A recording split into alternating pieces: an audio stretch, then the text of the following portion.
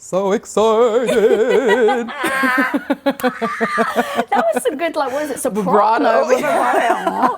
Like, let's do it. It's still my morning voice. Sexy. No.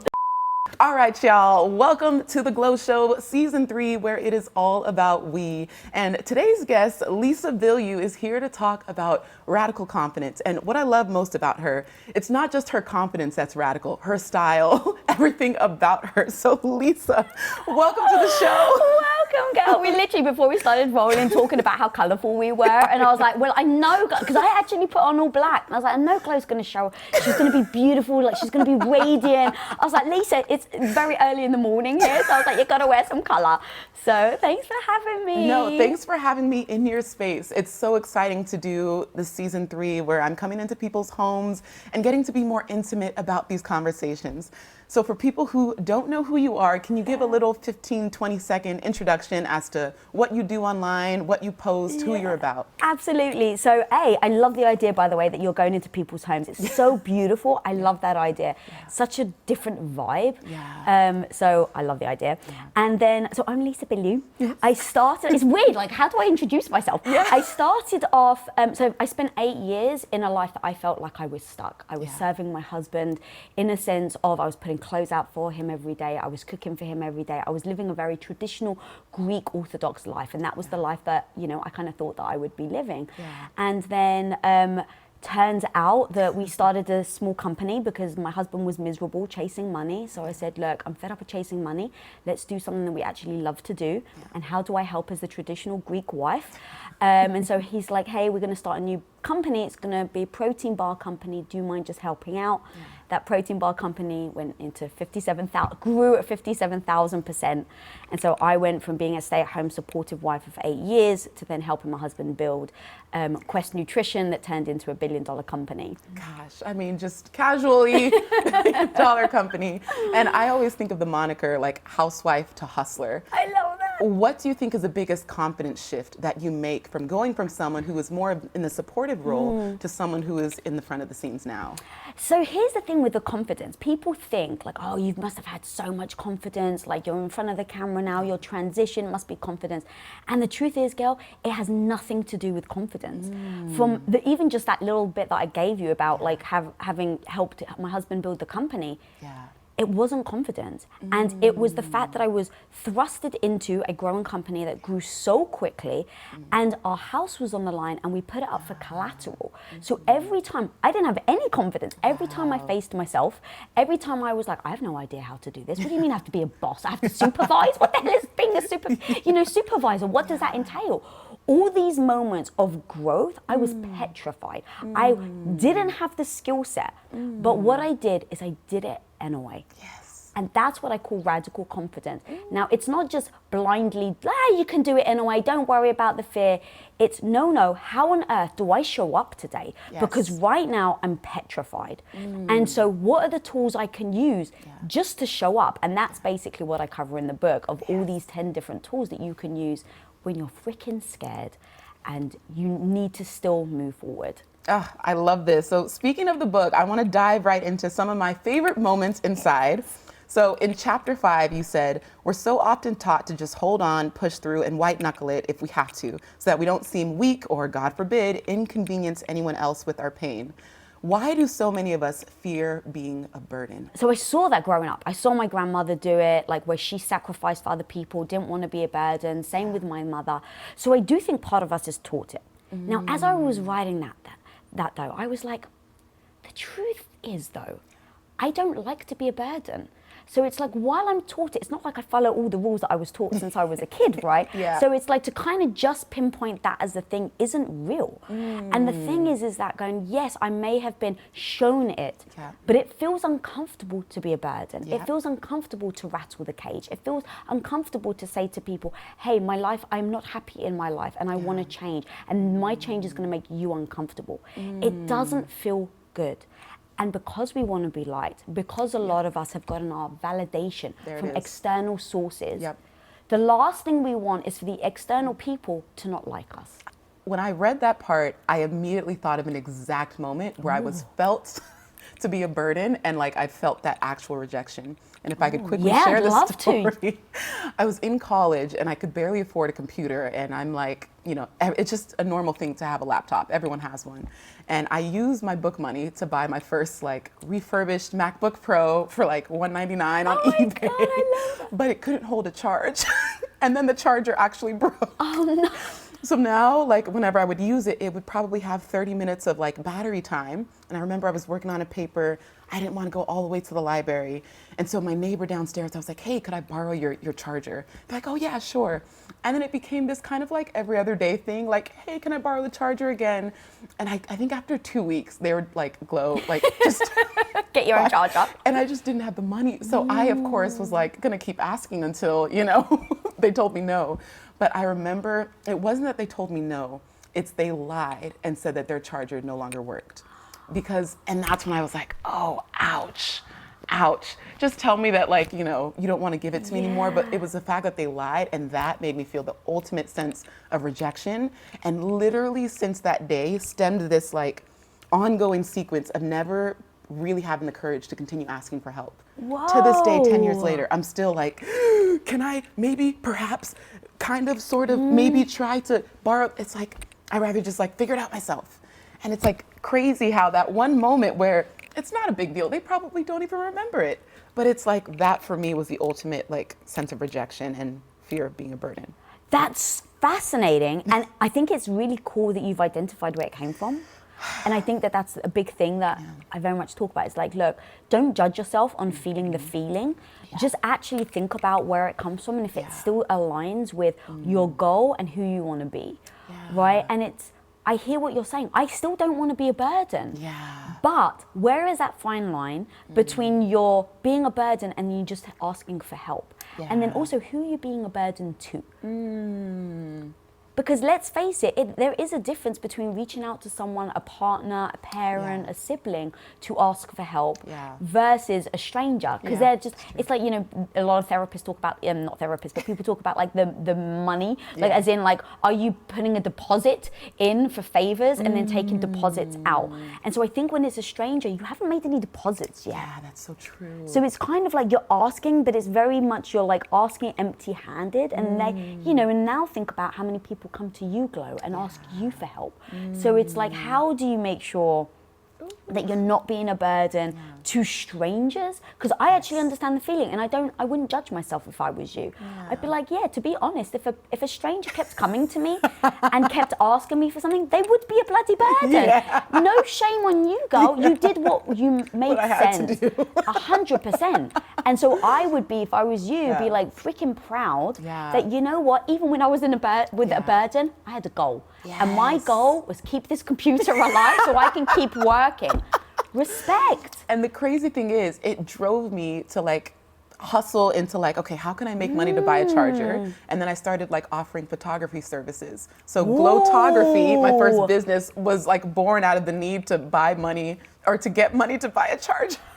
Okay, this is freaking beautiful, because now what you do is you say to yourself, you know what? When I'm a burden, it activates me. It pushes me to get better. It pushes me to go faster because this feeling I really hate. Now what I would do is sometimes I would lean into it if I was you.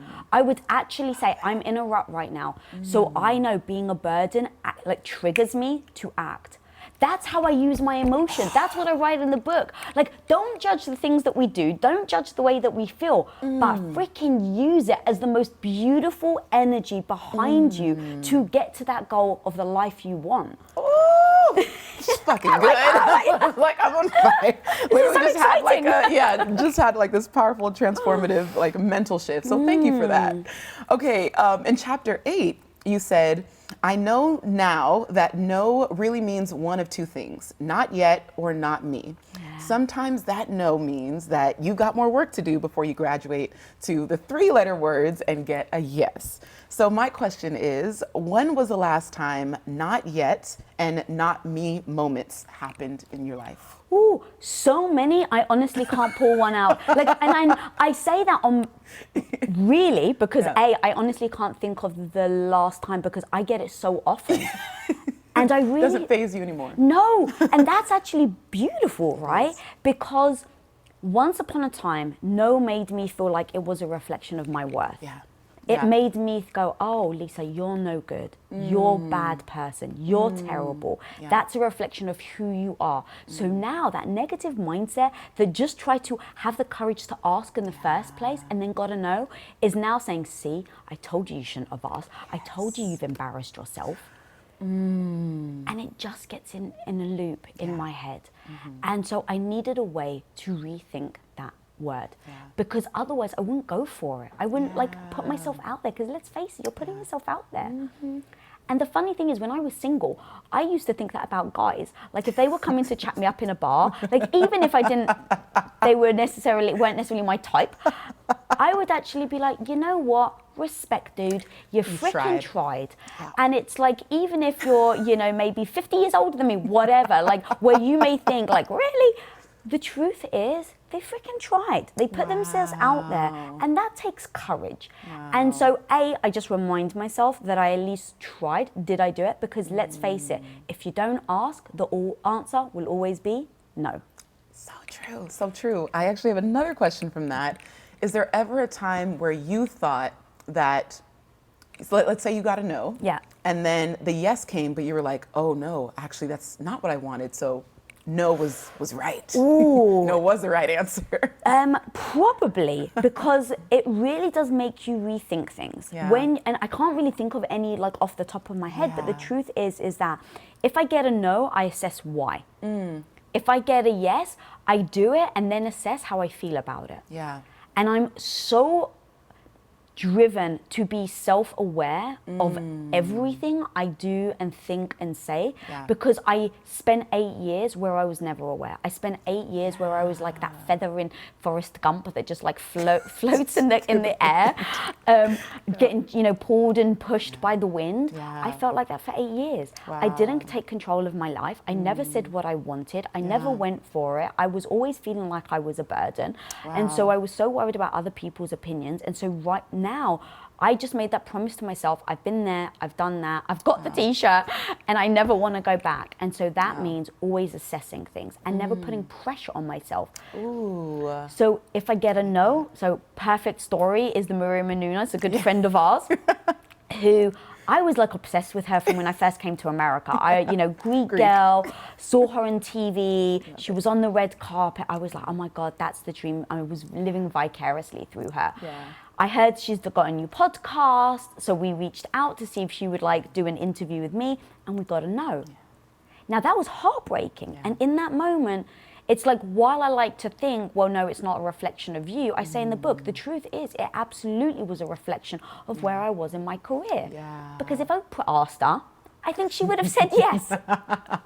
So I don't want to convince myself that it's not a reflection of where I am in my career.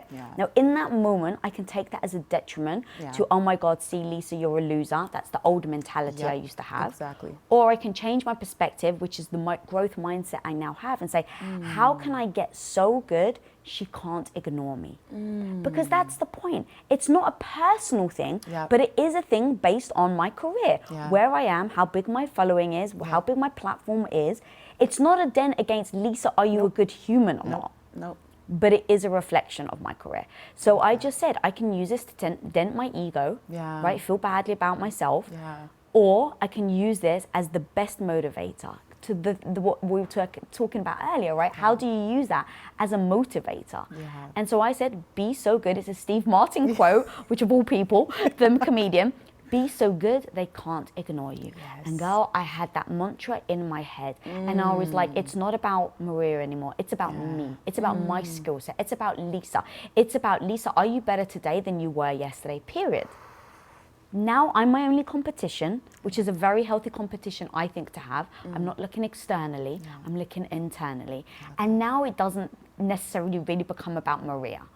It becomes about, you have to get better. This skill set that you're cultivating, Lisa, you're not there yet. And so how do I keep pushing? And when I kept pushing, about a year later, I ended up getting a yes from her, and she came on my show. And then in hindsight, we realized it actually had nothing to do with me. Her mum was very sick and she was saying no to interviews. But see how that one thing I could have taken as an insult to me, as a Lisa, you are no good, and that could have stopped me from ever moving forward. And I wouldn't have even known the truth. That actually wasn't about me at all. Most things aren't. Most no's actually aren't. Yes. That's so fascinating. Oh, I love that. And you did mention, yeah, I remember when I read that, you're like, if Oprah called, she'd make time. Yes, she would. And like, it's one of those things, right, that if I turn to my friends, they'd have been like, Lisa, don't worry. Yeah. It's not about you. But everyone tries to make you feel better. Yeah. And here's the thing. I think caring for your emotions is absolutely important. Yeah. But at the same time, caring for them so much that they then make you not go after your goal, and they don't actually take the blinders off. Toxic. Toxic. I want to take the freaking blinders off. And just say, Lisa, you have to work on yourself. Yeah. And Oprah didn't get where she was if she was always patting herself on the back, telling herself she was the freaking bee's knees. One of my favorite takeaways, you're like, Oprah sucked at one point. Yes! She kept going. Right. Like, you look back at that footage of Oprah, you know, at the first time, and you can see her evolution. Yeah. And I think that that's a beautiful way to use someone as an inspiration and give yourself that grace to not be amazing on day one and to say, if I was sitting here right now, right, and I was saying, how many episodes have I maybe done? Like 200 interviews, let's just have my own interviews. Amazing. And then I go, oh, I'm not as good as Oprah. To me, that's actually taking away Oprah's achievements. Yeah. Because how many hours has she put in? Exactly. How long has she sacrificed for? How many years did she freaking wax on, I like the Karate Kid analogy, the wax on, the wax off. And here I am thinking, like, I've got the audacity to come in and think I got my shit together and I can be just as good as Oprah because I've been here for 2 years. Hell no. Exactly. And I think that that's beautiful. And I think that that's a great reminder that I use for myself. Anytime I try something new, I'm like, you're the beginner, Lisa. You're the beginner, homie. Why on earth do you think you're going to go in and crush it? Be the learner. Be the person that goes in every day with utter grace and learns every step and picks myself back up and wants to keep going. Be that freaking person. I love this. Okay. In chapter 10, you said, by the way, this chapter is called When Shit Hits the Fan, Wear Goggles, which is a funny theme that people can expect throughout all of your chapter titles. I really love that you were intentional about your titles being hilarious. But you said there are 2 types of screw ups, the kind where everyone is watching and then the kind where no one is watching. Do you remember your last screw up where everyone was watching and when no one was watching?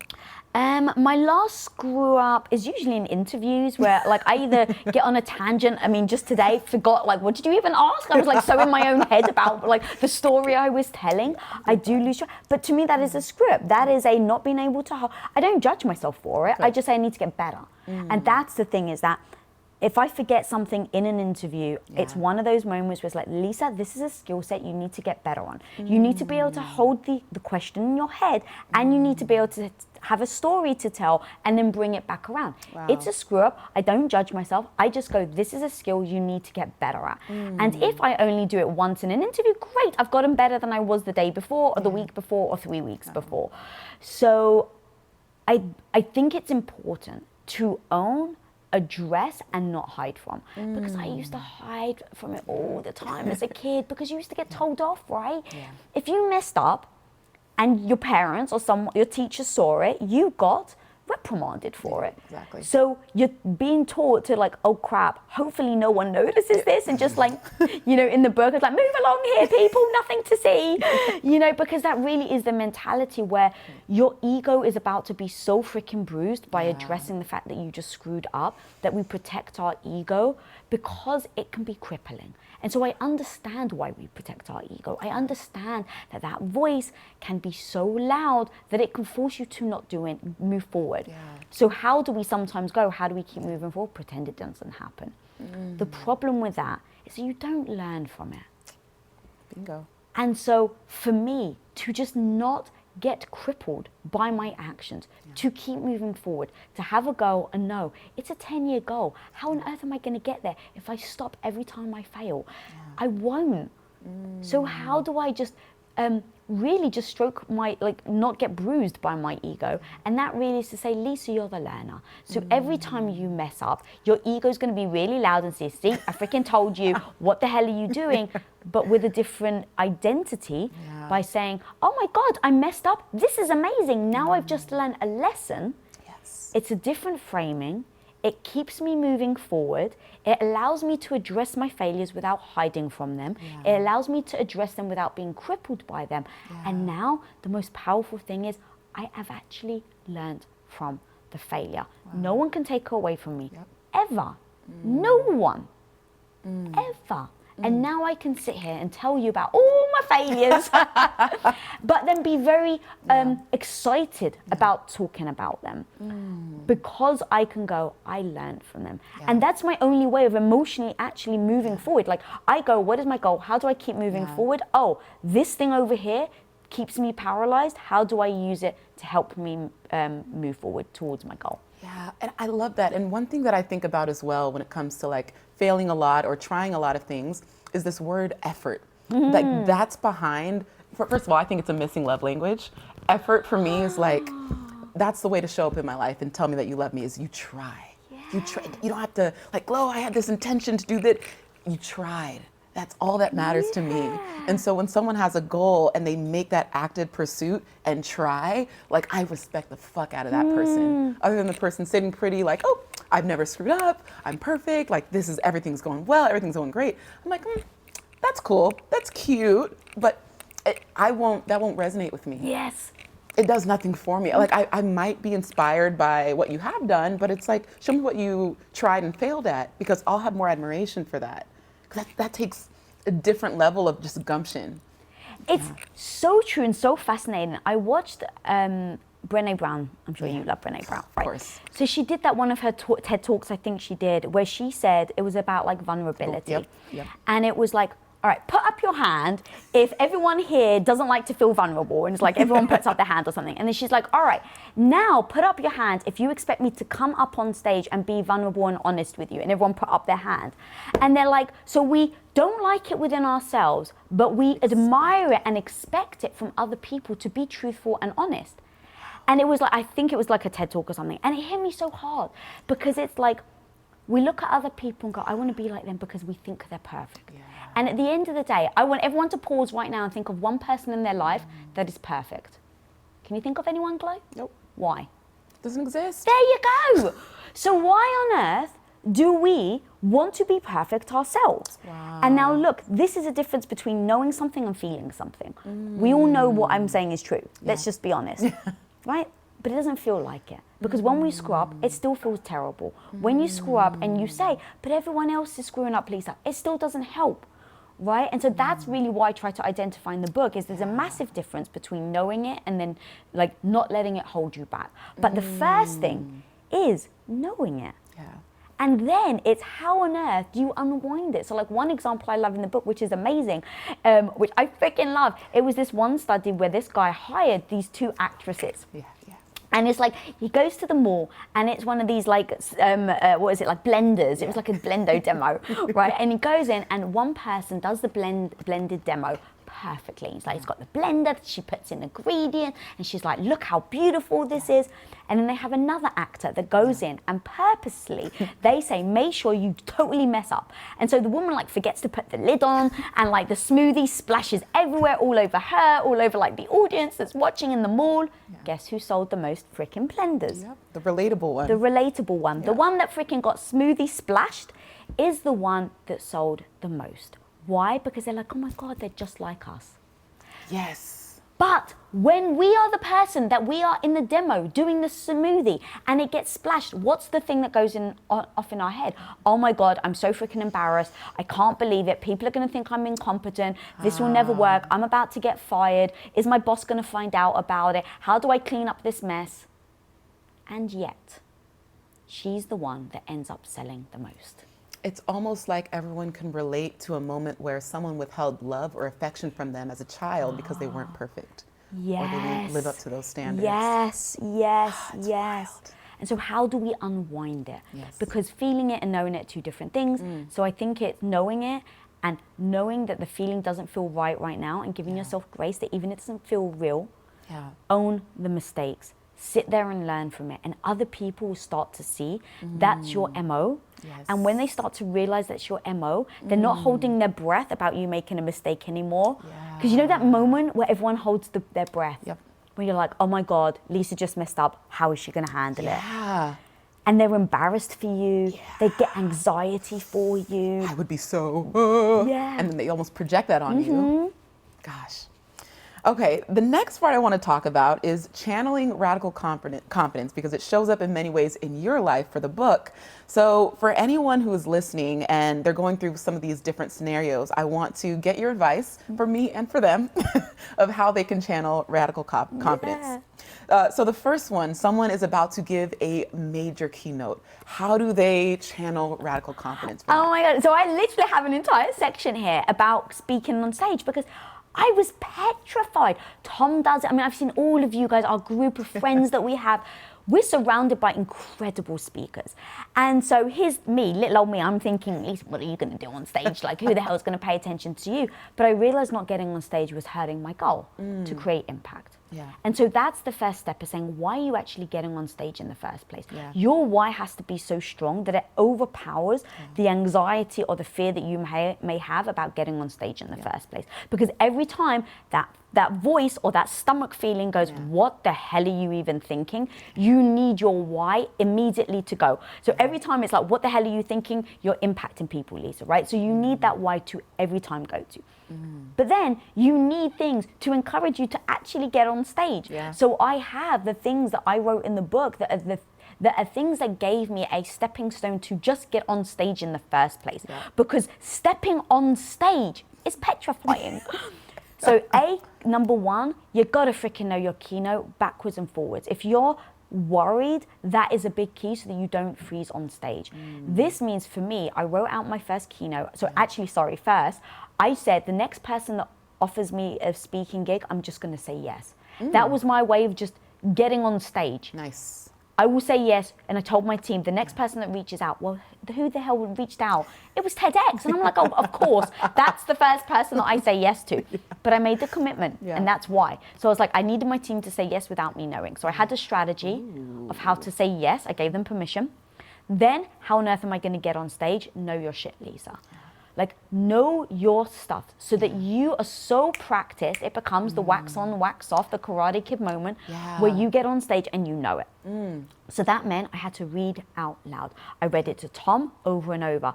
I did a whole thing. I got my entire team together. It was like 20 of us. I put chairs out and I did like a whole presentation.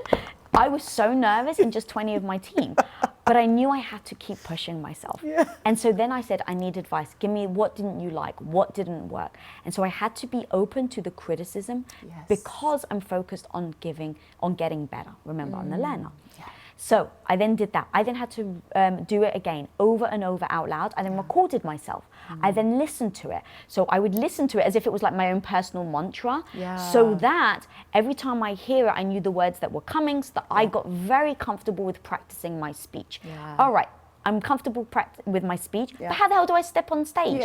I need the tools. What are the things that I know? Music. Music's my jam.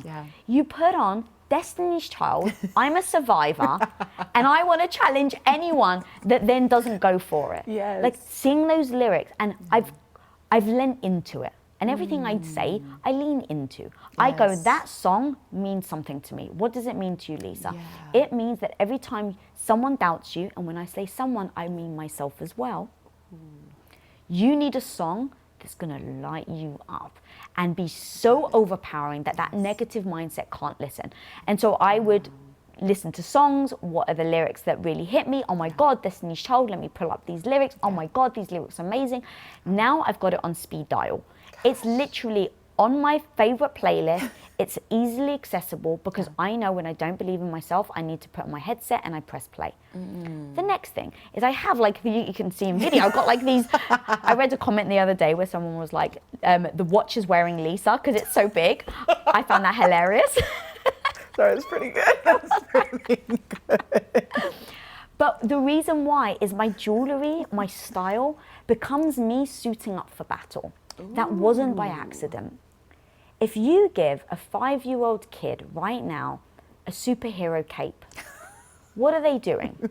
What do they do within 5 minutes? Put it on, start embodying it. Yep, they start embodying, right? They jump on the sofa, they put the cape. Now their fist is in the air. They actually act like they're a superhero. So there's something ingrained in us as humans, as human beings, that get reactive with clothes, with the way that we look, with something as silly as a little cape. So I go, well, if it's instinctually inside of me as a human, I've probably what is the word, like unwound it, like as an adult, right? We've dulled it so much, we don't allow ourselves. So I go, what would it look like if I just allowed myself? But deliberately allowed myself, not by accident. So I go, I love this Wonder Woman necklace. It's this cheapy thing that I got on Amazon. And go, over time, every time I would put it on, I would repeat in my head, yeah, Lisa, you're like Wonder Woman. You're a badass, right? And now, after 4 years or whatever of wearing this necklace, what does it mean to me every time I put it on? Automatically. Habit. I created the habit of every time I put my Wonder Woman necklace on, it reminds me of what I'm capable of. I got my Chanel necklace. I didn't allow myself any jewelry when I started our company. And so I wear this necklace as a reminder of what I can actually achieve. Not in just like the spirit, but what I actually can achieve. What Tom and I have built together. Like, that's powerful. Absolutely. And I deliberately do all these things as a set of way I gear up to show up on a day where I've got a podcast with Glow and I'm like, how are you going to freaking show up like a beast? Because Glow is amazing. You've got to bring your A game, Lisa. And I say it in a light spirit as well, right? And I do it in a light spirit on purpose because I can't take myself seriously. Because if I do, I won't ever show up on camera. So I do all these things. I do it in a light-hearted way. I cultivate the emotion. And now what I've done is I've geared up to be prepared to step on stage. But then when I'm on stage, I need that last thing of what if you do freeze though? Because going back to your thing about a keynote, I've put my song on, I'm jamming in the corner before I step on stage, I'm getting emotionally motivated, I've got all my jewelry on, like I put on like things like Supergal knickers, so that you know when you speak, like you pee like 1,000 times, and I'm like, I just need People don't talk about that. They don't. I had no idea. I'm like, what is going on? I feel like I need to pee again. No one warned me, but I literally was like, what are all the things I can subliminally drip on myself? Because just like we've been subliminally dripped on ourselves our whole lives, we talk about like being a female, the way that we believe, because people have told us that. It's dripping effect. It's not that someone told you one day and handcuffed you and said, you will believe this, and then I'm going to let you free. It is these slow dripping things that we have day after day, month after month, year after year. So for me, I go, what are those things I can do to drip on myself? And so I was like, wear Supergal knickers, because every time you need to pee, Lisa, you remind yourself of what you're made of. Oh, that's so good. So I did. And so I finally got myself on stage, was still petrified, but then the last key is that thing, what happens when you mess up, or if you mess up, or if you freeze. Because in those moments, I know myself, again, know thyself, I knew that if I was going to mess up, I was going to be paralyzed, and I would stand there and be like, oh crap, oh crap, oh crap. And then what happens to everyone is what we were saying earlier about, you know, when someone looks at you, it's like, how is Glow going to react when you mess up? It's like everyone pauses and waits. And so I said, what would I want to be in the audience? If I saw someone like mess up on stage, I would want them to be like, oh my God, that was perfect. Like so lighthearted, because I would want to relax in the audience. So I remembered that. Okay, if I mess up, Lisa, joke. And so I get on stage within like 3 minutes. I can't actually believe it, Glow. I totally messed up. Of course. Of course. I said, like, my dad was giving birth to my grandmother, of course, instead of the other way around. I was saying this story. And I was like, I was trying to say and when my grandmother gave birth to my dad. But the words came out when my dad gave birth to my grandmother. And so I just paused and I was like, well, that would be awkward. And I just laughed, and the audience laughed, and I moved on. But in that one moment could change the entire speech. In that one moment, I could freeze. Now I've lost the audience. And as you know, to get an audience back, tough. It's freaking tough because now you've created anxiety in them. And now you have to unwind their anxiety, let alone your own.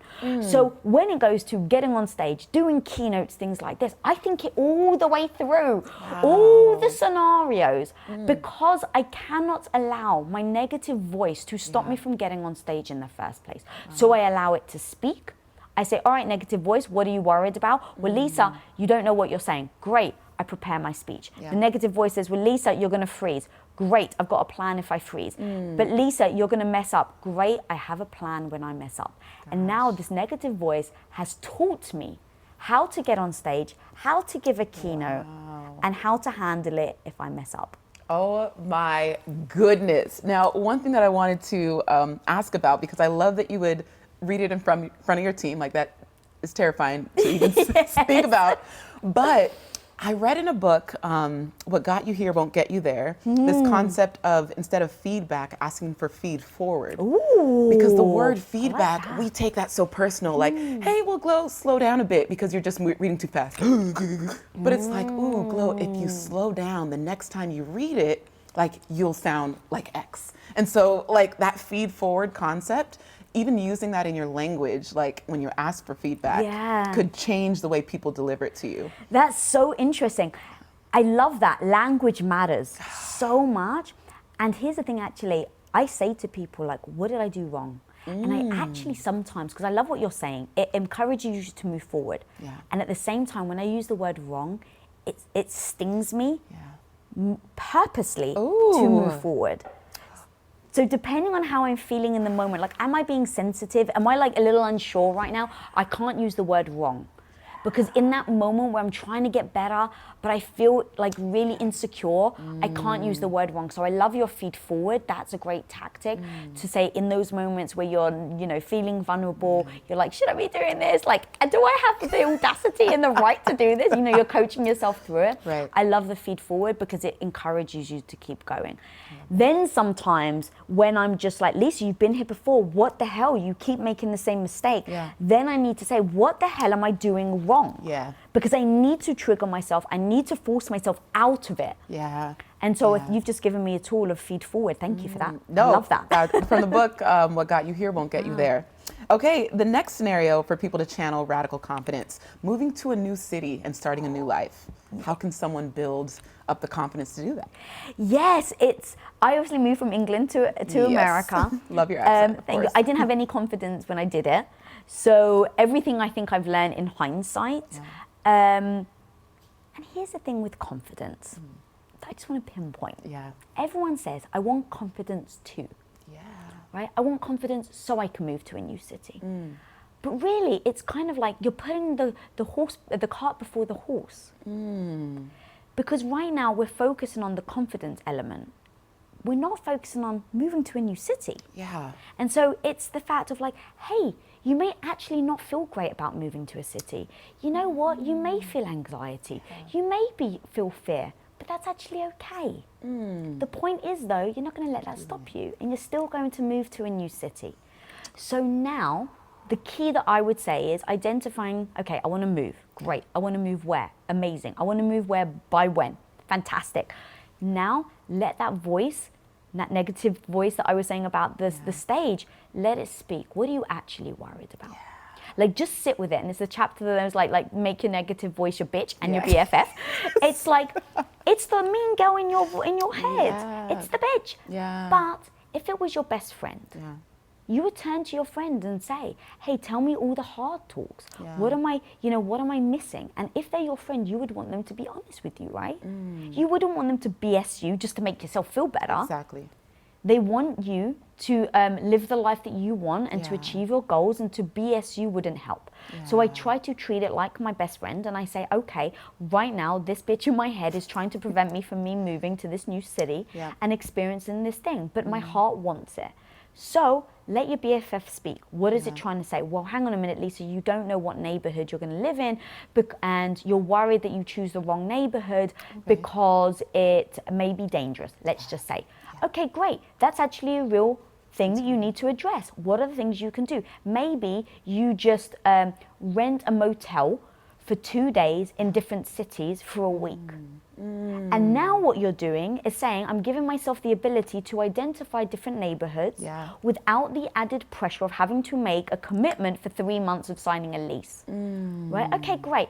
Now my concern is I actually don't know anyone there, and I'm a real people person, and I'm really worried that I'm going to feel lonely. Okay, you're worried you're going to feel lonely. That's a real thing, and you know yourself maybe well enough to know that loneliness doesn't serve you, because maybe you're the sort of person that when you get lonely, you start to look inside yourself. When you start to look inside yourself, it becomes very negative, very toxic. So you use other people and a community to feel safe. Okay, amazing. You now want to search for a community. What type of community do you want to search for? Is that an online thing or is that an in-person thing? Is there a way that before you actually move, you join that community online and you say, I'm going to be moving to this city. I'll be near you guys. I'm a little worried right now about feeling lonely. Now, maybe that's too vulnerable for you to say right now. That's okay. Maybe you don't have to be that honest. Maybe just say, hey, look, I'm looking for a community and I'd love to go for a drink at a bar. And now you're saying, okay, this worry about feeling alone and being in person, I've already taken the steps to try and alleviate it. But what's the backup plan? The backup plan is I've got my girl Glow and I'm going to Zoom Skype with her when I'm feeling lonely. And I'm going to ask her, hey, do you mind that you're going to be my person that I turn to for the next few months when I'm feeling lonely? Because I worry I won't reach out to you. I worry that it's my natural personality to not feel needed. So maybe can you help facilitate me on this transition whereby I just want you to check in with me once a week. And now you're addressing your concerns you have. You've come up with a game plan. And then look, give yourself the grace that you may be there for 2 months and hate it. And now, when you've gone, well, what's the worst case scenario that you maybe have wasted, quote unquote, 2 months? But now you can say, but it wasn't a waste because now you'll never have regrets. You never ask yourself, but what if? And now you learn about what can you learn from where you just traveled to go, this type of place isn't for me. And now the next place you want to travel to, you've just learned, all right, I'm not a person that hates living in a metropolis, you know, from the get-go. I actually like finding a city that doesn't have many people. And I actually didn't realize that about myself because I thought the most important thing was having restaurants nearby. Interesting. And now you've just learned that takeaway lesson. The next time you go, I don't want a place that has a million restaurants nearby because even though I thought I wanted it, I wanted to be the person that was in nature and I couldn't have the nature and the restaurants.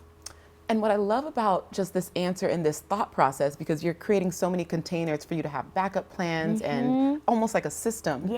And what I think about as well is sometimes we're so addicted to this sense of control over every aspect of our life that we don't let mystery play out. Because sometimes we don't know who we're going to be on the other side of those 2 months. And we might develop this knack for like this proclivity to be in nature. Like, you know, we just sometimes never know what we need because we're so focused on our wants. It's so true. And then we also talk about passion, but we don't necessarily give ourselves the grace to explore what passion is. Like, well, we're like, oh, well, I've been doing this for the last 10 years. Yeah, I'm passionate about it. It's like, but have you also explored? So going back to this book, literally that was the first thing that I said when I finally accepted the offer. I actually, first thing out of my head was, who the hell would buy a book from me? That's just a negative voice coming. Gave myself the grace to be like, well, of course, Lisa, she's still there. You're never going to get rid of her. That's okay. And then say, well, I don't know if I want to, writing a book, being an author, I don't know if that's in my future. So you know what? Write one book, Lisa. Say yes, try it. You may go, oh my God, this was the best thing I never knew. Or you may go, okay, I've tried it. Actually, writing a book isn't for me, and now I move on. But I wouldn't have known. And now I loved writing it. I loved it, and I never would have realized that. So whenever when you're talking about traveling, exploring, it's like, I would travel, I would go to a place and I would give myself the grace to say, you may hate it. And within a month, even though you've told everybody, even though you've told all your family, I'm going to go to, let's say Bali. This is a perfect place. I'm going to go to Bali. I'm going to go there for a month. It's going to be beautiful. And now let's imagine after a week, I'm like, I freaking hate these mosquitoes. Like, what the hell are people saying about? Like, they're saying it's a retreat. And Lisa, you freaking hate this place. But you've told everyone you were going to go. I would give myself the grace to say, but it isn't for you. And so the most amazing thing is is that I've realized it in a week, and I didn't waste another 3 weeks wasting my life going, but I've told everybody, so I should do the month. I would turn around to everyone and go, oh my God, guys, can you believe I thought I would be there for a month, and who knew I'm only there for a week? I would own it.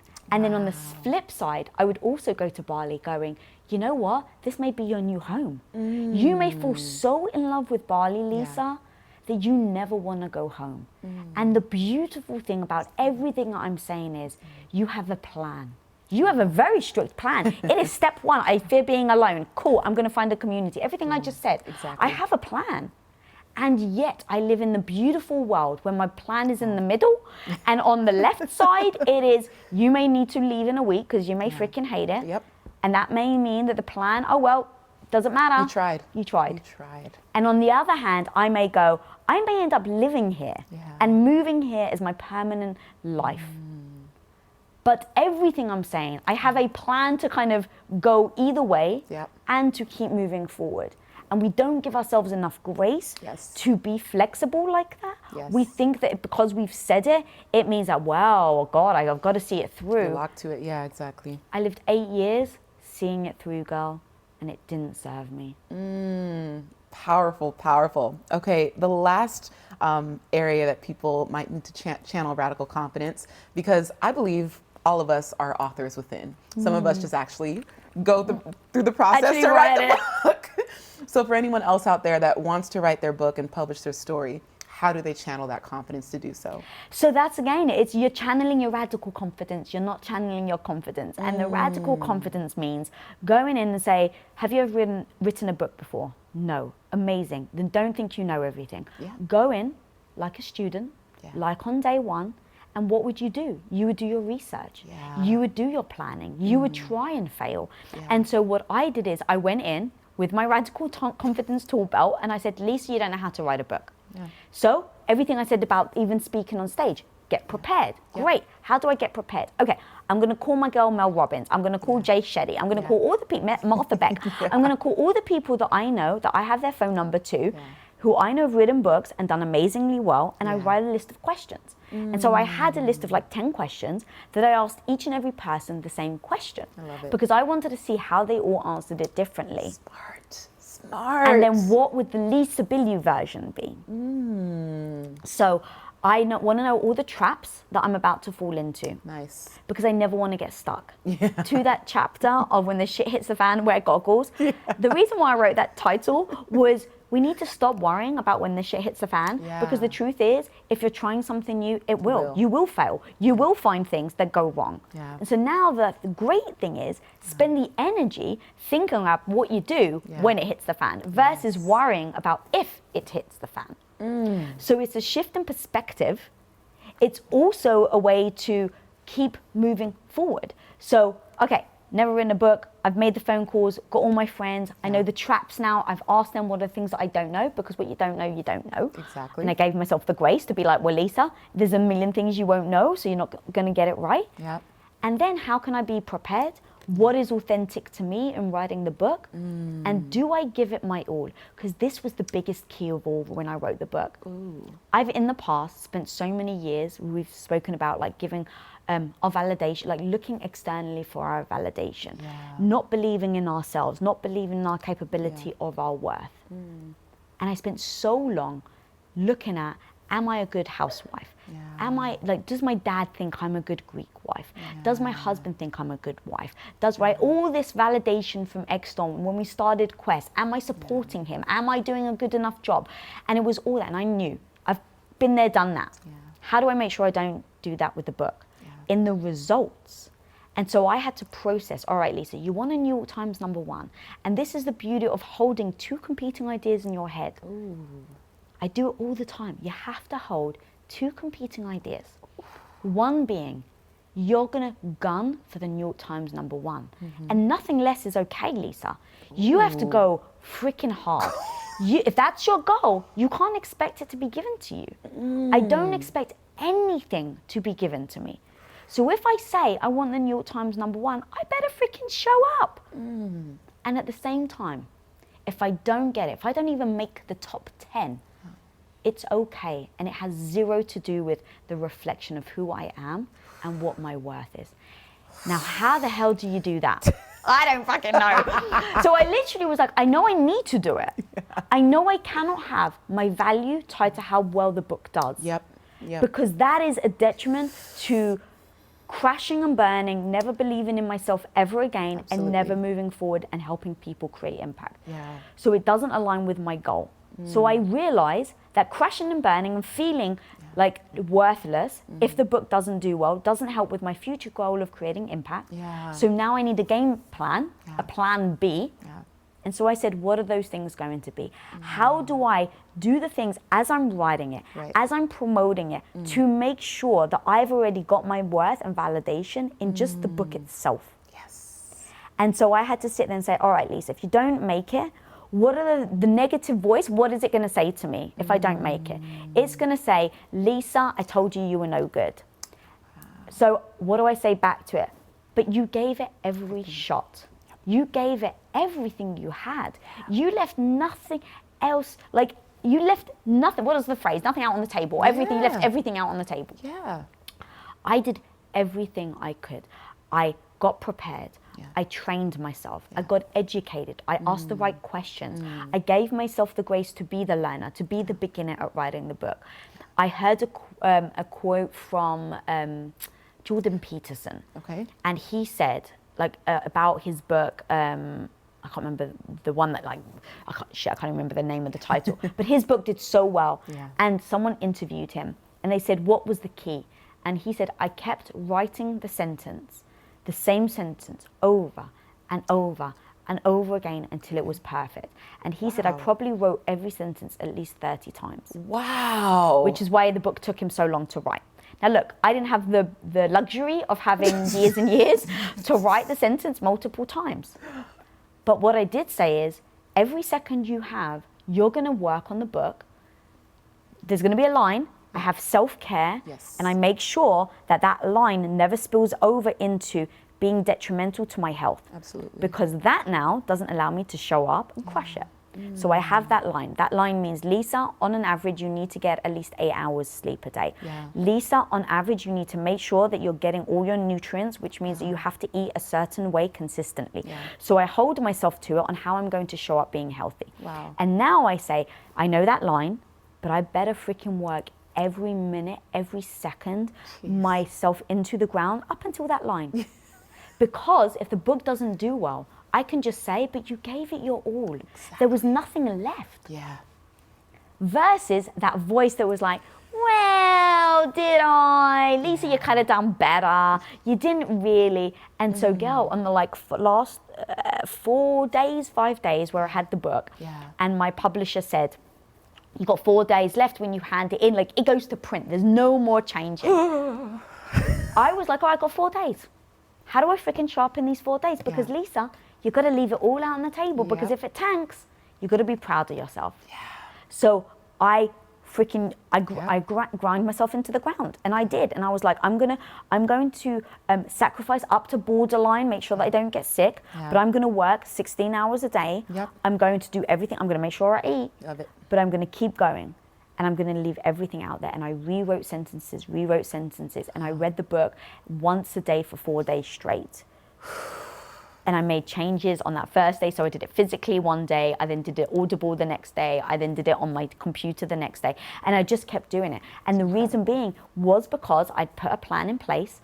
I knew how on earth I could go ahead and write a book, but if it tanks, that I don't allow my validation to get dictated by the outside world. Yes. And then I said, what does that look like? And then I basically followed my plan to a T. And right now, we're together, and the book hasn't released yet. Yeah. And so I'm doing the groundwork. I'm doing the groundwork. And girl, I'm freaking proud of it. Yeah. And the truth is, if it doesn't do well, I'm still freaking proud of it. I told myself I had no idea how to write a book, and I freaking wrote a book, and I gave it my all. Gosh, that whole last section, that just spoke to me so deeply, because I'm in that process. And so I just admire so much about what you're even just being generous to share all of that with us. Thank you so much. I'm going to end this with my favorite quote from the book, which comes towards the end, Ground your identity in being the learner. Be a person who sees hardship as an opportunity to grow and change. And then all the shit you encounter will hit you like a pie to the face and not a punch. So Lisa, how can people learn more about this amazing book coming out on May 10th? I love you so much, girl. First of all, thank you so freaking much. I've been so excited to do this interview for us just to sit and hang as well. Thank you for being just such an inspiration to everybody and to me and to always show up. And yeah, the book, Radical Confidence, you can go to radicalconfidence.com. That allows you to actually, you know, I really do try and take each chapter and really go down into very tactical things about the difference between, hey, look, own your emotion, and this is how you don't let it hold you back from the goals in life. So radicalconfidence.com is the place. And that's the thing, again, you know, I still get pies to the face on the daily, on a freaking daily. At least it's not a punch. And it's a not great a punch. contrast. And that's the thing. And perspective is everything. And that's the thing. If you go, you know what, a pie isn't so bad. Yes, it gets freaking messy, but you can clean it up and it won't break your teeth.